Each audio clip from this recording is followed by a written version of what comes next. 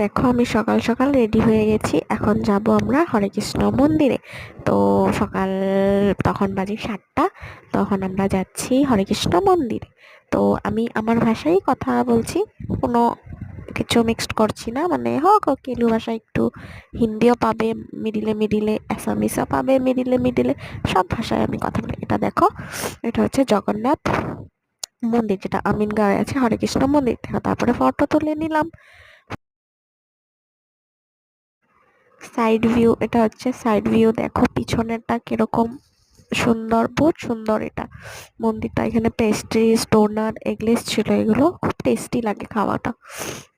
তারপর আমরা লাইন ধরেছি প্রসাদ খাওয়ার জন্য, যেহেতু আমরা সকালে গিয়েছিলাম 7টা নাগাদ। তো তখন ব্রেকফাস্ট দিচ্ছিল সাদা খিচুড়ি, এটা ছিল পায়েস আর চিড়ার পোলাও। তো এখানের প্রসাদটা ছিল সাদা খিচুড়ি, ধোসা, কোকোনাট চাটনি, সাম্বার। খুব টেস্টি ছিল। আমি অল্প টেস্ট করে দেখলাম, হ্যাঁ খেতে তো ঠিকই লাগে, অত খারাপ লাগেনি, কিন্তু অল্প টক টক লেগেছে। আমরা যেহেতু বাঙালি মানুষ, ঝাল ঝুল খেয়ে পছন্দ করি, তো ঠিকঠাক ছিল। তো সবাই প্রসাদ খাচ্ছিল। তারপরে প্রসাদ খেয়ে আমরা ভালোই মজা করলাম, দিনটা ভালোই কাটলো।